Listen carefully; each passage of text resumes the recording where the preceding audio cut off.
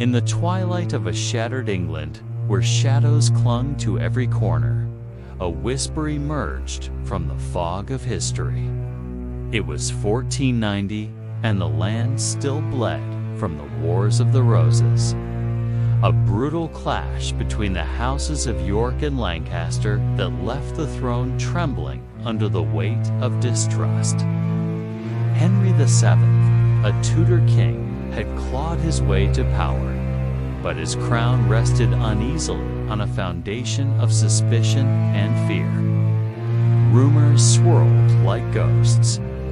The princes in the Tower Eduardo V and Ricardo, Duke of York, had vanished into the darkness of 1483. Were they murdered, hidden away? Or did one survive, waiting to reclaim what was stolen?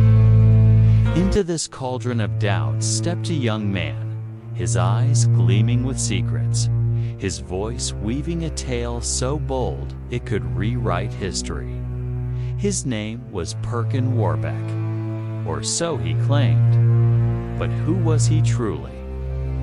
A lost prince risen from the grave, or a cunning deceiver playing a deadly game? Welcome to Dark Minds, where we unravel the enigma of a mind that nearly stole a kingdom with nothing but words. The Wars of the Roses had pitted brother against brother, noble against noble, until the fields were soaked in blood and the crown became a cursed prize. Henry VII, a man of cold calculation, had won the throne in 1485 at the Battle of Bosworth, slaying Richard III, the last Yorkist king. But victory was not peace. His claim was fragile, tethered to a distant Lancastrian lineage and a strategic marriage to Elizabeth of York. The people whispered of treachery, of old wounds unhealed. The greatest wound of all. The mystery of the princes in the Tower. Eduardo V, a boy of 12, and his younger brother Ricardo, Duke of York, aged 9, were the sons of Edward IV, the Yorkist king. After their father's death in 1483, their uncle, Richard III, placed them in the Tower of London, supposedly for their safety. But the boys vanished, their fate sealed in silence. Were they smothered in their sleep, spirited away to safety? The court buzzed with rumors, each more sinister than the last. Richard III, branded a usurper, faced accusations of murder, though no proof ever surfaced. When Henry VII took the throne, the mystery lingered like a curse, a crack in his legitimacy that enemies could exploit.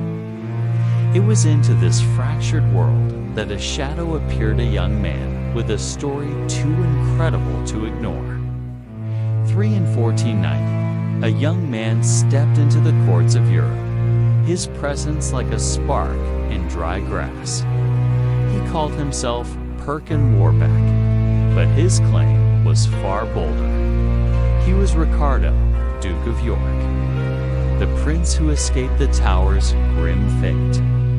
Barely 17. With a face both boyish and cunning, he carried himself with the grace of royalty.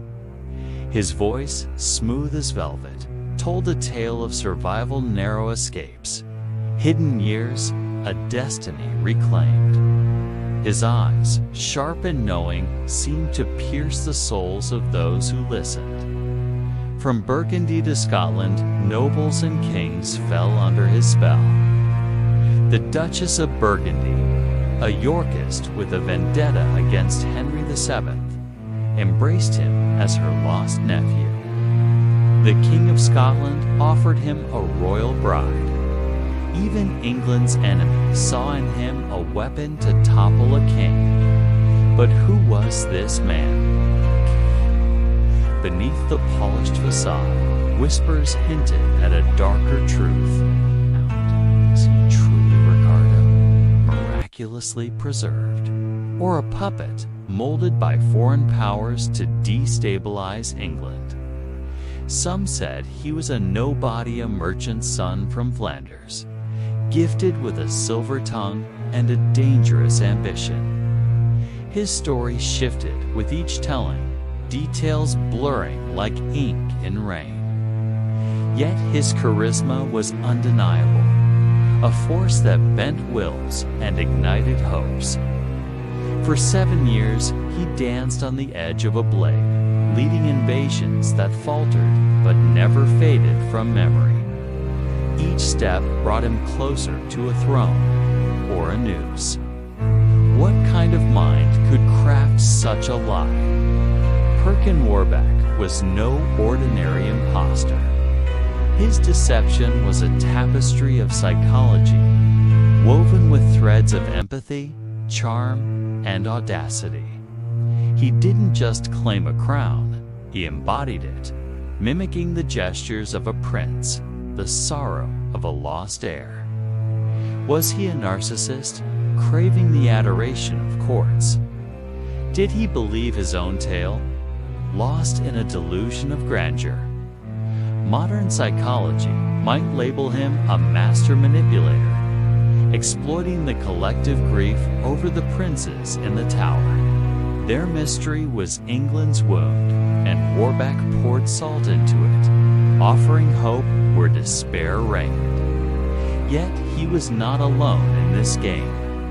Henry VII, a king forged in paranoia, watched from afar.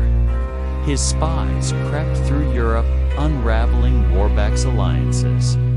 Henry was no warrior poet like his predecessors. He was a chess master, his mind a labyrinth of suspicion. Every move Warbeck made, Henry countered with cold precision diplomacy to isolate him, propaganda to discredit him.